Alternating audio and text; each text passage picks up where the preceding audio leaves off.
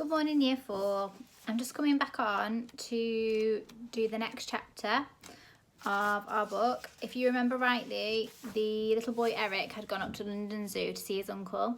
It was a place that he found quite a safe place and a happy place for him during the war. So he's going to see Gertrude, who's obviously been very scared with all the bombs. The funny thing about Gertrude was that she was so human and so not human all at once.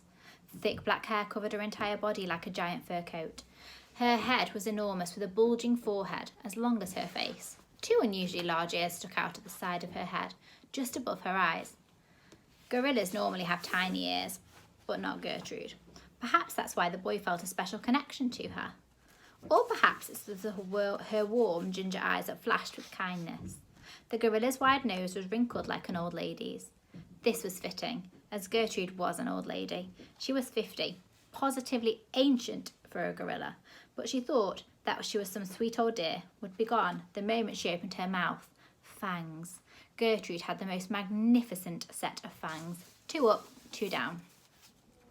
Also, not sweet old dearie were her arms. They were nearly as broad as her legs, and her legs were already broader than broad. What's more, her huge round tummy was like a barrel. The things Eric loved most about his best friend were her hands and feet. They were much like his, except they were absolutely humongous. And he put a little picture there for you. Gorilla foot and human foot. Gertrude might have been the biggest of all the apes in London Zoo, but she was also the gentlest. Sometimes a sparrow would fly to her cage and land on her head. You might think that a gorilla, with its incredible strength, would crush an uninvited visitor in its hand, but not Gertrude. No, she'd treat the little bird like a baby. The gorilla would hold it delicately in her hand and stroke it. Sometimes she'd even mimic its bird song, tweet, tweet. Then she'd give it a little kiss on its beak. All this would delight the crowds who'd gather around Gertrude's cave. The gorilla was London Zoo's star attraction. The worst thing about being an orphan was missing being hugged. Eric had lost his mum and dad during the war. They were both good at hugs. Sometimes they would even have a big family hug, with Eric in the middle. They'd call it a muddle, a cuddle and a middle. The boy loved those muddles most of all. Feeling the love and warmth of both his parents made him feel safe. Now the war had torn them away forever. Eric knew he would never have that feeling again, so when he gazed through the bars of Gertrude's cage, he often wished he could magic away to the inside. The gorilla had wrap her big strong arms around him and hold him tight. Gertrude was as big as both his parents put together. Eric was sure she could give him a jolly good muddle. Chapter 3. Party Tricks. Eric had dashed past animal after animal until he finally reached Gertrude's cage. To his sadness, he saw that Gertrude the gorilla squatting in the corner with her back to the crowd, rocking to and fro. This was not right. Something was very wrong. The old girl was not her normal self. Usually she would delight in showing off to the crowd, getting up to all sorts of tricks, especially for bananas, or 2 bananas, or 3 bananas, or as many as she could stuff in her mouth all at once, which was a lot.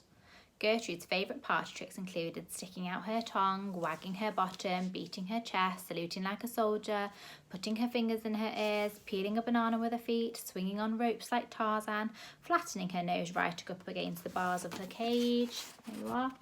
Have a look at those.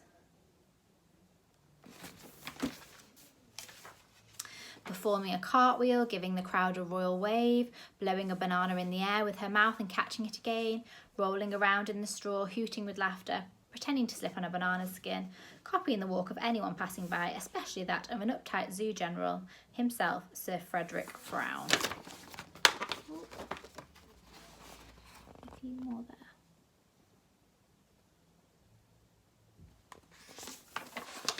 The boy couldn't bear seeing his friend looking so sad today. Last night's bombing raid had clearly frightened the life out of her. The crowd gathered around her cage and were muttering and moaning. I paid good money for this. Fat lot of good that gorilla is. What a waste of time. Eric couldn't get through all the people, so he climbed on top of a bench and shouted, Gertrude! The moment the gorilla heard her friend's voice, she stopped rocking and she stood up. She leapt onto the rope and shimmied up with ease, using her hands and feet. Once at the top, she spotted the boy over the sea of heads. She cried on seeing Eric. Despite such an ear-splitting loud cry, you could tell it was a happy cry. Chapter 4. All those in the crowd looked around to spot who exactly the gorilla was excited to see. Eric was painfully shy. Such as his embarrassment at being stared at was that he blushed redder than a tomato. Eric gave a little wave to his friend. Then the crowd parted to let the boy to the front. Gertrude shimmied down the rope with ease and lolloped over to Eric. He put his hand against the metal bars. "Be careful," came a shout from the crowd. "Gorillas are dangerous," came another. "It'll rip your arm off quicker than you can say Jack Sprat," warned a third. The gorilla followed the boy's lead. Gently, she placed her hand up against the bars from the inside. Now the palms of their hands were just touching. Eric smiled and Gertrude smiled back. Seeing her big silly grin made him chuckle, and Gertrude hooted with laughter. Then the boy stuck his tongue out at her. The gorilla stuck his tongue out at him. Ha! The ripple of laughter through the crowd. Hearing them, Eric felt flustered and took a step back. "Go on, boy," someone prompted. "Don't stop now," another at once said. "This is worth the price of admission alone," remarked another. The boy took a deep breath and tried to put all of these strangers out of his mind. Summoning all of his courage, he stepped forward to the cage again. Gertrude smiled at him. Her eyes were twinkling. Eric smiled back. The gorilla's smiles were infectious. Today the boy was determined to try to go a bit further, to teach Gertrude a new trick. So Eric did something that always made him chuckle. He blew a raspberry. There were tuts and rumours of disapproval from some of the crowd grown-ups. Tut, tut, tut. Clearly, they were unimpressed with this childish humour.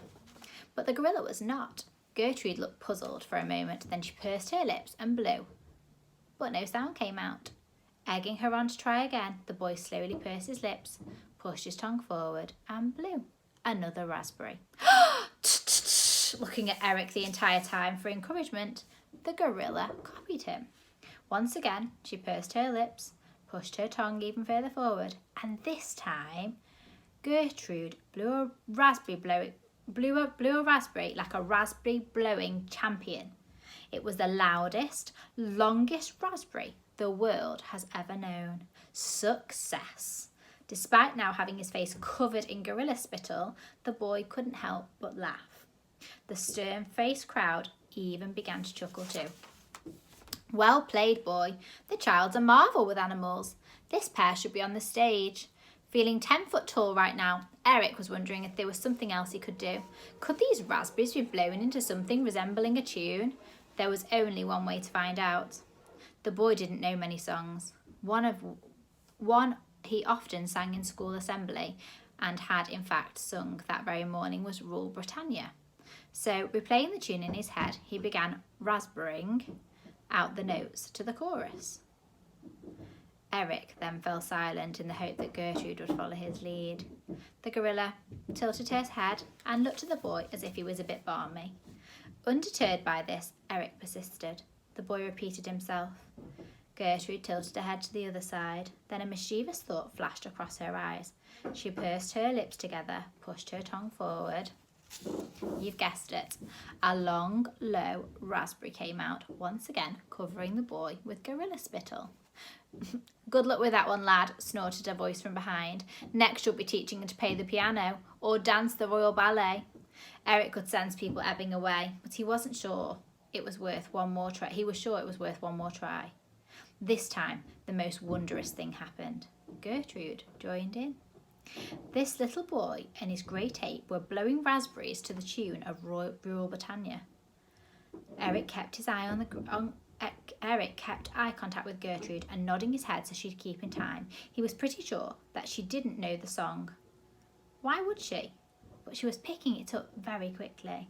Soon, those that had shuffled away raced back to catch a glimpse of the show.